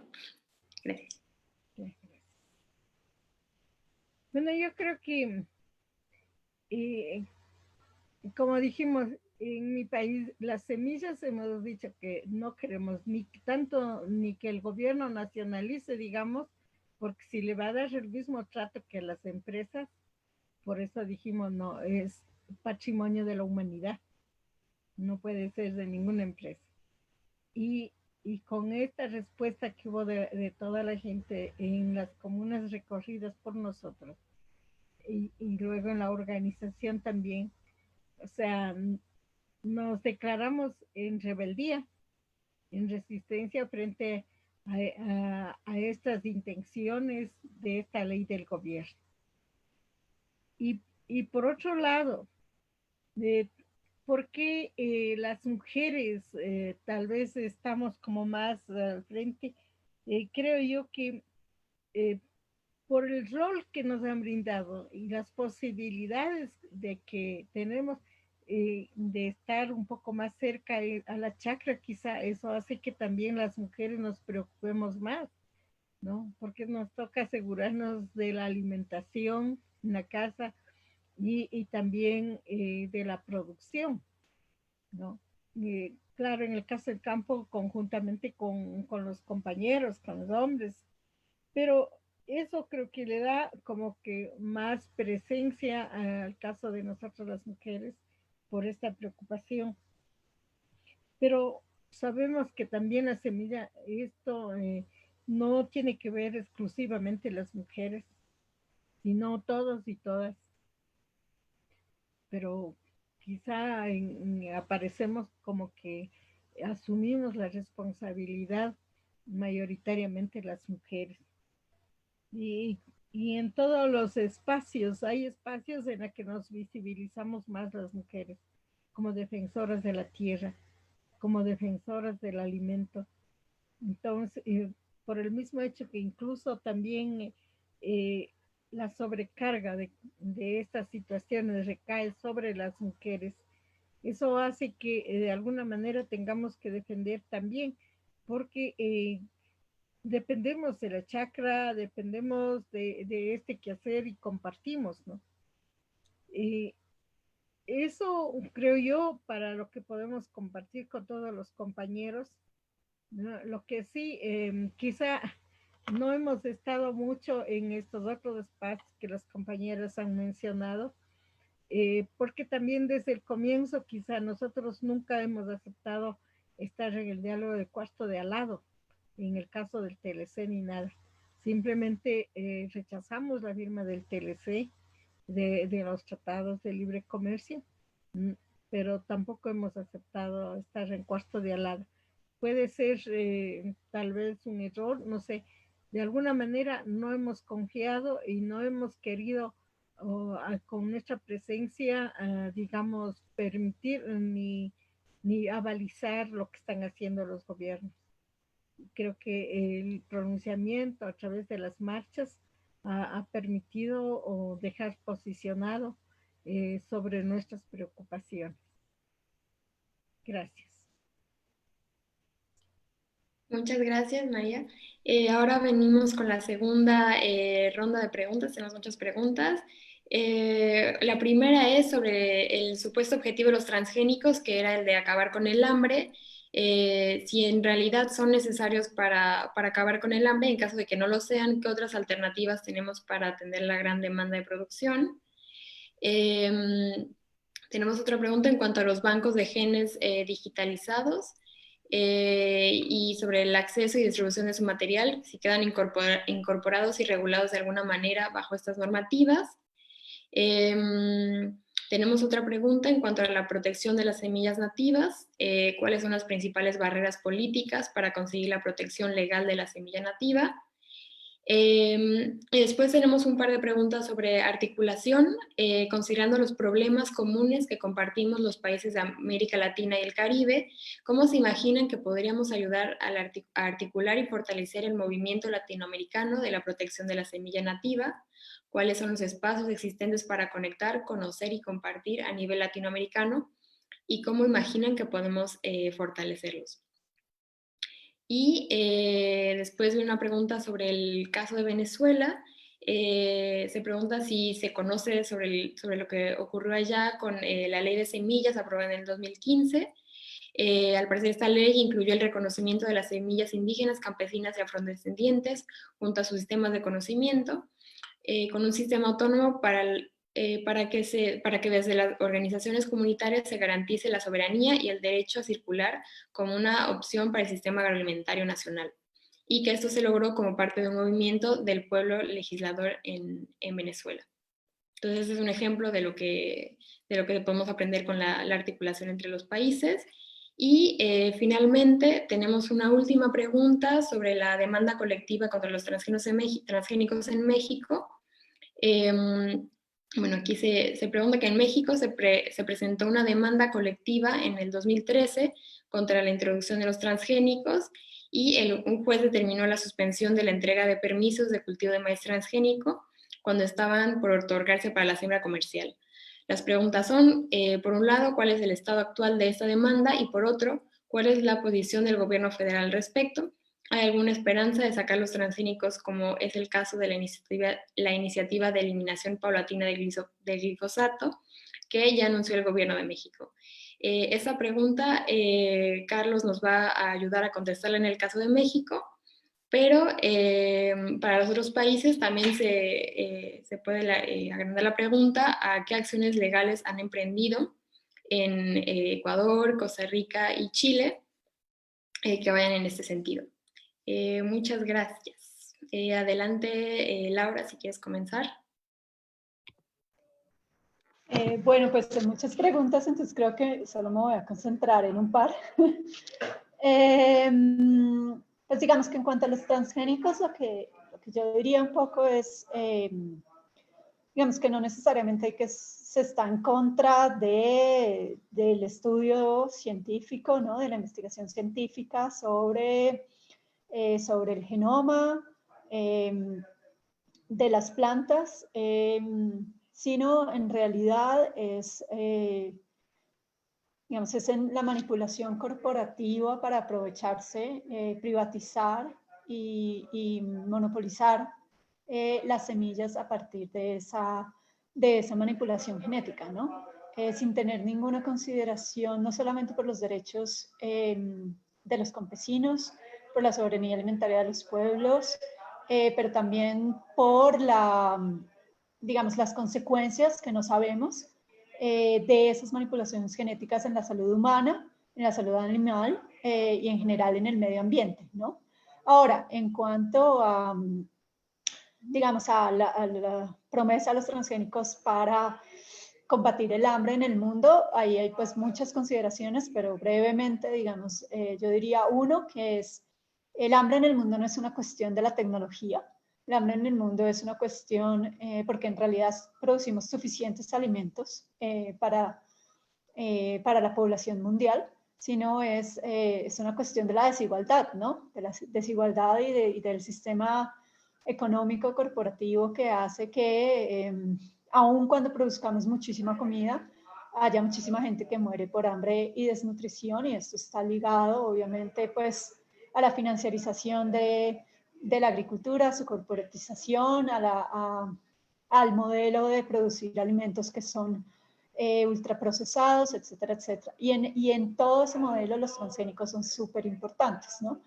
Y los transgénicos básicamente, digamos, por un lado profundizan el modelo de la revolución verde en el sentido de que los campesinos se ven más y más sometidos, digamos, a un paquete tecnológico que los endeuda y que tiene consecuencias ambientales muy graves, como decía Lucía, a partir de todo el uso de agroquímicos de manera muy intensiva, y en los transgénicos pues es aún más intensiva, ¿no? Porque para eso están diseñados, porque es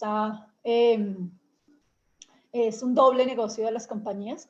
Por un lado es el negocio de la semilla y por el otro lado es el negocio de la venta de agroquímicos, y estas semillas transgénicas están diseñadas precisamente para que sean resistentes, por ejemplo, al glifosato. Eso por un lado. Por el otro lado, los transgénicos, digamos, están alineados con la mercantilización de las semillas, como ya dijimos, o sea, todos los transgénicos tienen patentes, ¿no? Y por el otro lado, pues son las llamadas commodities agrícolas, es decir, no son producidos para alimentar a la gente en los territorios, ¿no? No son producidos para los comercios de alimentos locales y nacionales, sino son producidos para ser transados en las bolsas de valores internacionales, en Wall Street y demás, en grandes cantidades, sobre todo maíz, soya, canola, para la industria, y no solo para la industria de alimentos ultraprocesados, por ejemplo, el maíz a partir del sirope de maíz, ¿no?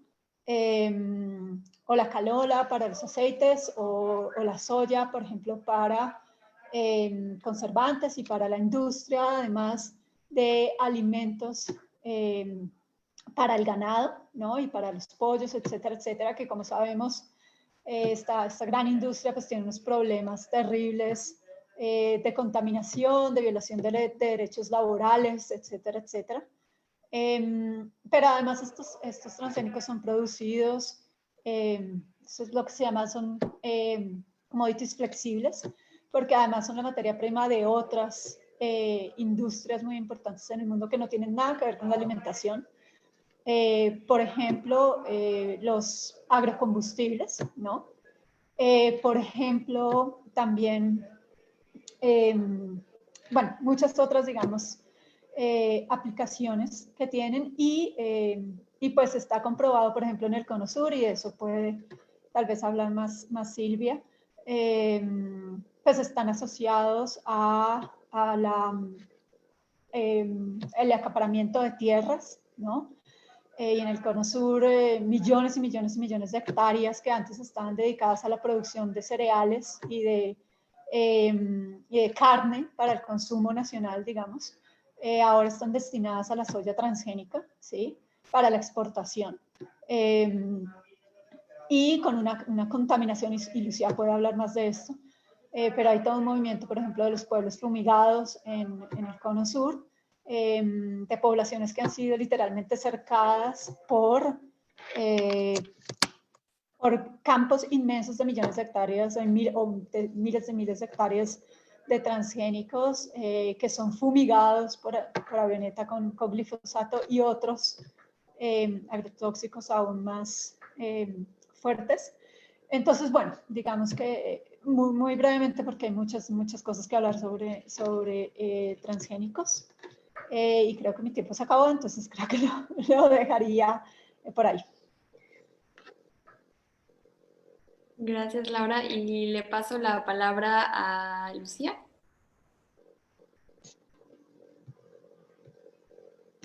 ¿No? Mira, en el tema del hambre, yo diría que tiene que ver con el modelo de agroindustria que está imponiendo, que se ha impuesto en el mundo, y esto lo hemos visto tan claro en la pandemia.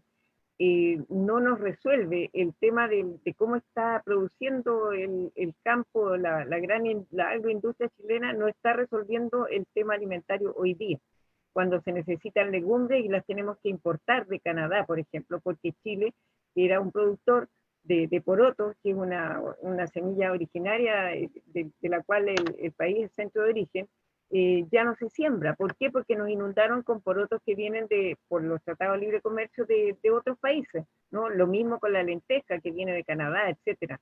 Entonces, lo que está en crisis acá, y la pandemia lo ha puesto muy en evidencia, es el modelo de producción agrícola, o sea, un modelo volcado hacia afuera, un país que no está dedicado a pensar en cómo alimentar a su gente, sino en colocarse como gran exportador hacia afuera, con productos que son incluso de lujo, porque son frutas, son, no sé, avellana europea para que tengan Nutella, y puedan entonces tener un desayuno más rico, la gente en Europa, pero no están pensando en cómo nos estamos alimentando en Chile. Eso me lleva también a volver a una pregunta anterior, ¿no? Que tiene que ver con la articulación de espacio y con el rol de las mujeres.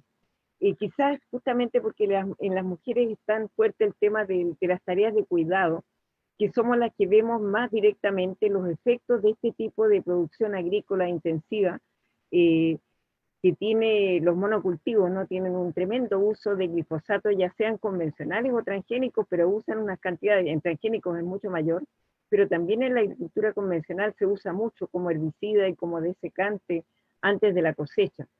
Entonces las mujeres están más conscientes de ello porque lo están viendo en sus propios cuerpos, en cómo se enferman después de trabajar como temporeras en estos campos, en estos monocultivos, o lo ven después en su salud reproductiva, que tienen problemas, o lo ven en sus niños, en sus fetos primero, y después al tener bebés que nacen con malformaciones congénitas. Eso puede ser que tenga que ver este concepto de la vida, de las mujeres como semilla de vida, es también el que yo creo que las lleva a ser mucho más sensibles a la discusión de este tema y a meterse en estas campañas, como ha sucedido en toda América Latina. Y ahí les quería comentar que también a raíz de la pandemia se han creado espacios de articulación entre mujeres latinoamericanas, y yo participé en uno hace poquito con compañeras de la Sexta de México, ¿no? Y en la cual había países, compañeras representantes de otros países latinoamericanos, y todos estos temas eran parte de la discusión y la necesidad de articularse y de ver qué estamos haciendo para enfrentar el tema de la alimentación, el tema de los mercados locales, cómo tenemos que generar, en vez de trabajar, como te decía, para alimentar a otros, cómo en los territorios generamos economías territoriales que permitan un abastecimiento para enfrentar lo que se nos viene, que todos nos anuncian que es muy duro, que es terrible, pero no nos dicen cómo salir. Y nosotras y nosotros tenemos que descubrirlo. Y a través de esto, como te digo, de extender la agroecología como una verdadera vacuna contra la pandemia, porque la agricultura que tenemos hoy día es una agricultura que nos enferma, y tenemos que caminar hacia una agricultura en la cual nuestros alimentos sean una medicina, y no como ahora, algo que nos lleva, digamos, a enfermedades crónicas y problemas de todo tipo. Así que en ese sentido, creo que es posible articular esfuerzos en toda América Latina. Tenemos hoy día, tenemos la consigna de la vida campesina, ¿no? Globalicemos la lucha y globalicemos la esperanza. Es muy alentador ver cómo en todas partes las mujeres en el campo y también en la ciudad, con huertas urbanas y experiencias de todo tipo. Hay gente que se va a vivir al campo, que forma comunidades, compañeras indígenas que se han profesionalizado, que han tenido, digamos, primero han estado estudiando en la ciudad y luego se van a transmitir, a producir en el campo y a llegar con otra experiencia, con una mirada que tiende a aportar, pero combinando lo que son las nuevas técnicas con la sabiduría ancestral, con el saber de las abuelas y los abuelos, como mencionaba la compañera Blanca, ¿no? Así que yo pienso que hay mucho espacio para estas luchas, producto de todo este despertar de las mujeres, que en Chile decimos nunca más nos vamos a quedar calladas, ¿no? Y que en este tema hoy día están protagonizando lo que es la defensa de la vida y contra el hambre en las ollas comunes, generando mercados locales, cooperativas y todo tipo de organizaciones de base que permitan enfrentar de una forma comunitaria, en comunidad, el tema de la alimentación. Gracias, Lucía. Silvia, no sé si quieres comentar algo ahora. Bueno, ya no me voy a referir a lo que las compañeras han hablado, pero voy a tocar dos temas que parece que no se han mencionado. Uno es la pregunta sobre los bancos de genes digitalizados. Y es cierto, es la tendencia, ¿verdad? Pero ya la OCDE ya viene contemplando todo el apoyo que nuestros países deben dar a la biología sintética, y dentro de ella una técnica muy específica que se llama CRISPR-Cas. Para todas estas cosas no se necesita de nuestras variedades de plantas, ni de nuestros bosques, ni de todo lo que habla el Convenio de Diversidad Biológica. Ahora la información se encuentra digitalizada y cualquier persona, bueno, no cualquier persona, los que saben y para qué lo quieren, pueden recurrir a esos bancos digitalizados y tomar de ahí la materia prima para hacer sus cambios. En cuanto a la protección legal de la semilla nativa, bueno, nosotros en Costa Rica decidimos que no necesitamos protección legal de nada.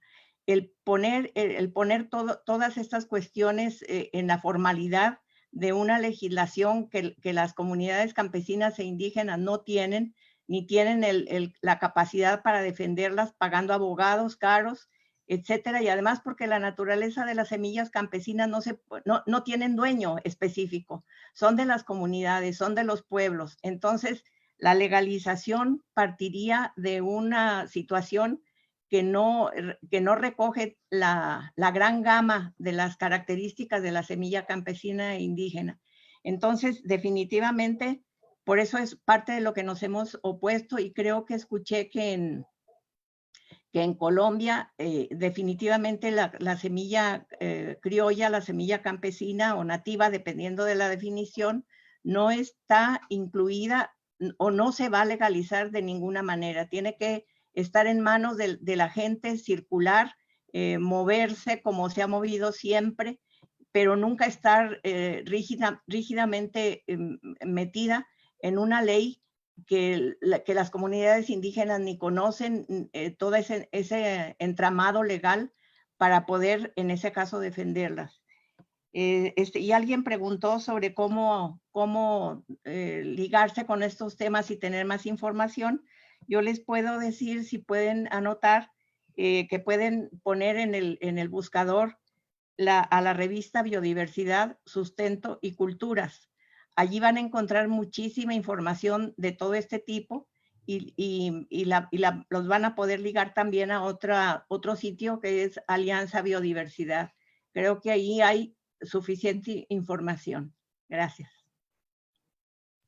Muchas gracias, Silvia. Ahora le paso la palabra a María Blanca.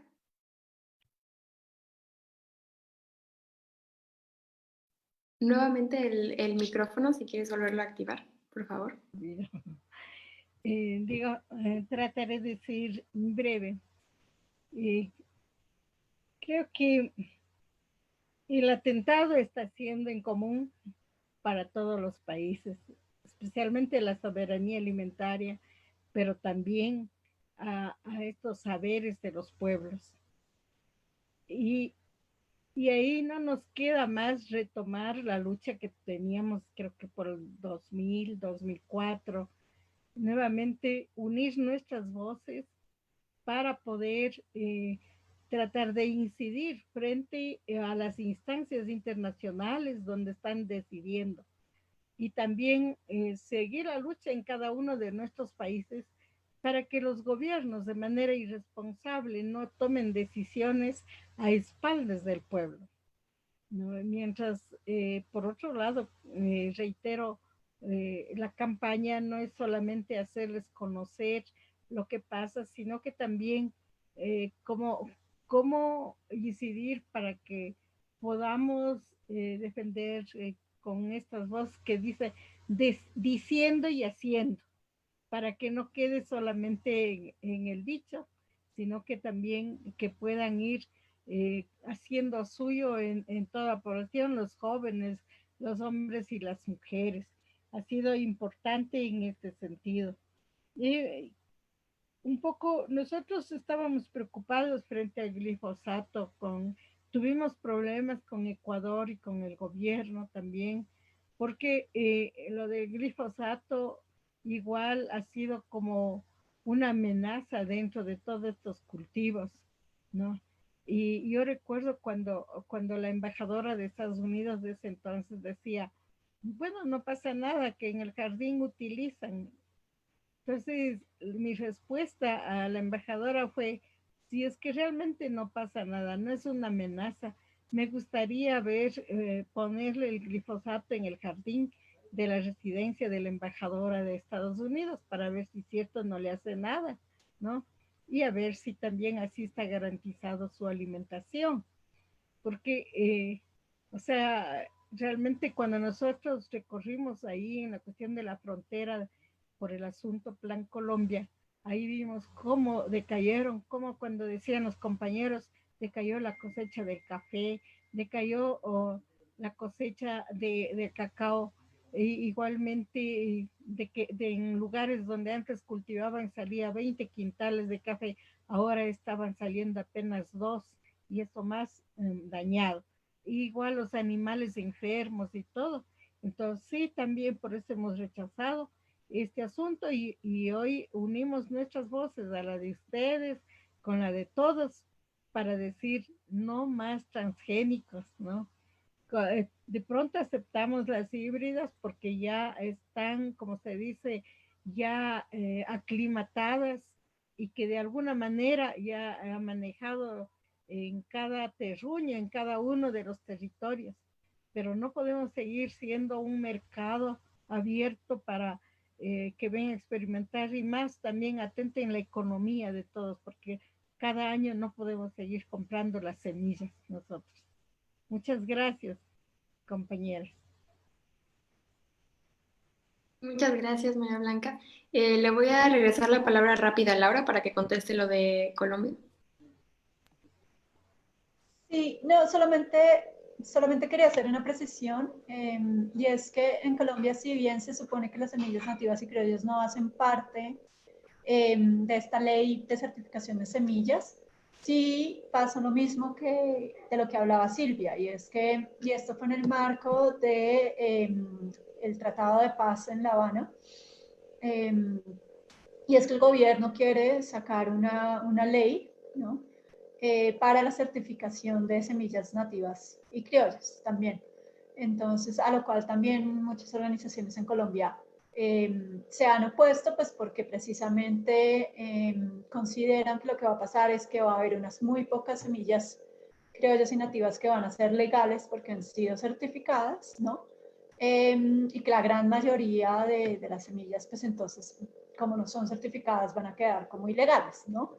Y bueno, porque además esto mete a los agricultores y a los campesinos en esta otra lógica perversa de la certificación. Entonces, solamente como quería añadir eso. Gracias. Muchas gracias, Laura. Ahora le paso la palabra a Carlos, que nos va a hablar de la demanda en México. Bueno, muchísimas gracias a las 4 compañeras que nos están compartiendo esta reflexión, estas luchas venidas desde las articulaciones amplias de comunidades, de organizaciones, en donde el papel protagónico de las mujeres es evidente y de los pueblos y comunidades indígenas. Quisiera decir además, a modo de comentario general, que es muy significativo este día poder tener este webinar, porque digamos para México es un momento de actualización de estos tratados del despojo.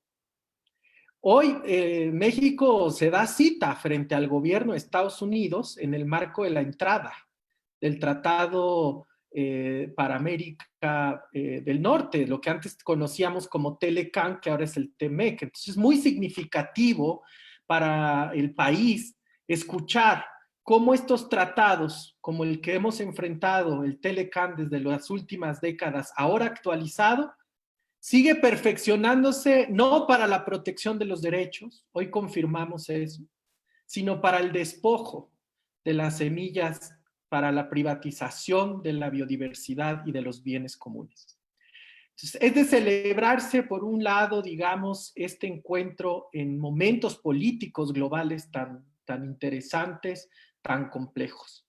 Decirles que en el caso de México, compañeras, compañeros que nos escuchan de otras regiones y para compañeros y compañeras también en México, justamente, fíjense que se nos acomodaron los astros, porque esta articulación de organizaciones cumple 13 años y apenas el pasado 5 de julio cumplimos 7 años de detener las siembras masivas de maíz transgénico en territorio mexicano mediante una demanda colectiva que hoy celebramos por eso, porque tiene la vocación de ser útil para los derechos de los pueblos y las comunidades, para el cuidado de la naturaleza, por un lado, y por otro lado, usar también los derechos humanos de una forma alternativa y crítica.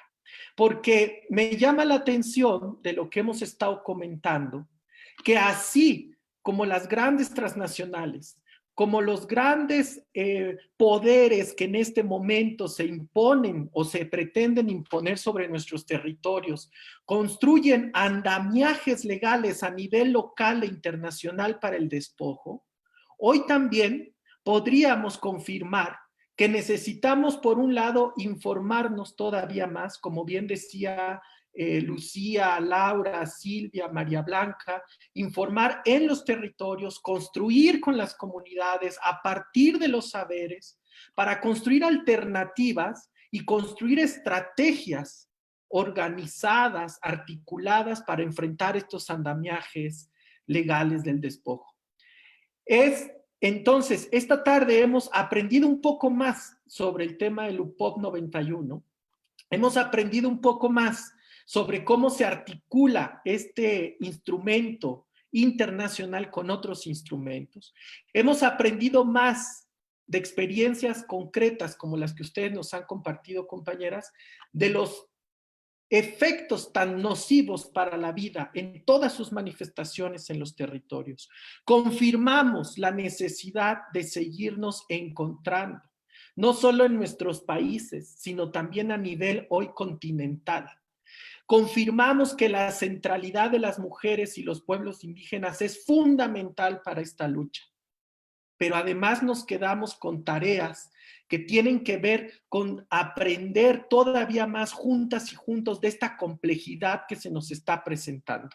Porque hay que popularizar, porque aunque el debate es complejo, porque aunque quieran elitizar este tipo de conocimientos, este tipo de estrategias, de esos andamiajes legales, hoy nos corresponde a los movimientos, a las organizaciones, a las comunidades, popularizar esta información para enfrentar a estos grandes corporativos que hoy amenazan la vida. Yo quisiera decir que para la campaña nacional Sin Maíz No Hay País es verdaderamente un honor, una alegría podernos escuchar a través de esta plataforma y poder compartir estas experiencias de lucha. Hoy el agradecimiento es también porque reconocemos y agradecemos todo el esfuerzo que desde otros países se está haciendo. Hoy nuestros corazones, nuestros pueblos se unen por la vida, por la biodiversidad y porque creemos que otro mundo es posible. Muchas gracias, compañeras, por compartir todas sus experiencias y sus saberes esta tarde.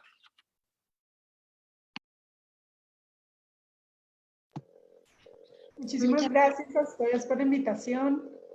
Y bueno, y esperamos que logren detener, obviamente, la aplicación de la PUC 91 y creo que, bueno, hemos mostrado que articulando distintas experiencias desde lo local, los movimientos sociales, lo legal, todo, pues hay esperanza y efectivamente pues podemos detener la aplicación de estos convenios internacionales y pues en general, digamos, de este modelo agroalimentario. Muchas gracias. Muchas gracias por mi parte también, por la invitación y por la atención.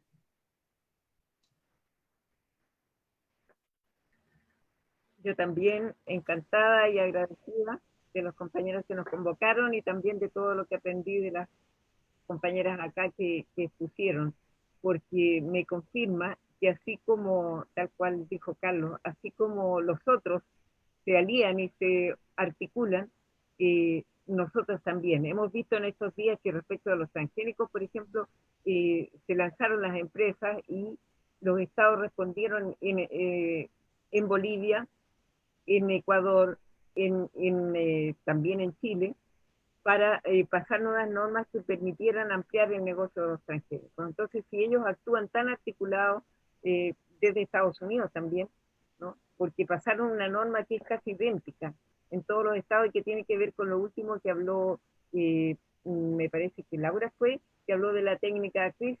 Entonces, para que no pase como transgénico, o sea, todas estas trampas que hacen las empresas para vender una cosa cuando en realidad es otra. Así que yo comparto la idea de que sigamos articulados en distintos espacios y entendiendo que los pueblos indígenas, de ellos tenemos muchísimo que aprender en este terreno. Las mujeres y las abuelas y los abuelos de los pueblos indígenas tenemos que saber escuchar sus saberes para poder salir adelante en un momento tan complejo como el que estamos viviendo, pero que también nos puede llevar a un futuro muy distinto, muy luminoso, y no vivir bajo los apremios en que estamos hoy. Muchas gracias, Maru. Sí, muchas gracias igualmente por la invitación. Gracias por su paciencia, quienes nos escucharon, que hayamos podido compartir. Para nosotros creo que la defensa de la semilla como alimento y defensa de la vida ha sido importante, porque hoy en día con la pandemia que estamos viviendo, habíamos dicho a los gobiernos, tanto que impulsan, que dicen el desarrollo del país y está impulsando la minería, decimos, a ver, si en la pandemia con decir en cuarentena que estaba, quédese en casa, ¿acaso pudieron llevar para el alimento una roca de oro, una roca de cobre como para decir coman? No, pero quienes estábamos como diciendo, salvando del pueblo, salva al pueblo. Del campo a la ciudad fuimos solidarios, que estaba compartiendo ya nuestros maíces, nuestras papas, poniendo en el plato para que lleven a cuando sea para una cena o para un almuerzo. pero de la minería. El petróleo, no, más bien con el derrame estaban destruyendo, contaminando el agua y así, y no ha habido atención para los pueblos. Entonces, por eso es importante, la semilla salva para toda la vida en cualquier estado que estemos. Muchas gracias y seguiremos uniendo las voces con ustedes en todo lado. Muchísimas gracias a todas. Me uno al agradecimiento de Carlos y creo que es un agradecimiento que viene de parte de toda la campaña y de todos los que estuvimos escuchándolas. De verdad, muchas gracias por haberse tomado el tiempo de compartir con nosotras, con nosotros sus experiencias y eso, ir participando, ir agrandando cada vez más este tejido en lucha por la defensa de los bienes comunes, de las semillas y a fin de cuentas por otra manera de vivir, de relacionarnos a la tierra también entre nosotros. Y en ese sentido les quiero invitar a todos los que nos están viendo a que sigan en contacto con nosotros, que sigan la página de la campaña para que se vayan informando sobre las diferentes actividades que vamos a ir continuando en estos meses, pero también a que consulten las páginas de las investigadoras. Y vamos a irles poniendo aquí en los comentarios de los chats en donde pueden encontrar más sobre sus trabajos, sobre sus organizaciones para que puedan seguirlas. Y de igual manera vamos a ponerles también el link para el documental 9.70 de Victoria Solano que habla sobre el caso colombiano. Y también si tienen algunos información o páginas que nos quieran invitar a ver, los invitamos que en los comentarios vayan dejando ahí cualquier comentario para seguir entretejiendo estas luchas. Y bueno, pues muchísimas gracias a todas, a todos por haber estado aquí con nosotras, con nosotros. Y bueno, les deseamos una excelente tarde. Y bueno, aquí vamos a estar, aquí vamos a seguir haciendo actividades. Estamos todos muy al pendiente de cualquier comentario que nos vayan a ir dejando. Muchísimas gracias de nuevo a todos por haber estado con nosotros esta tarde.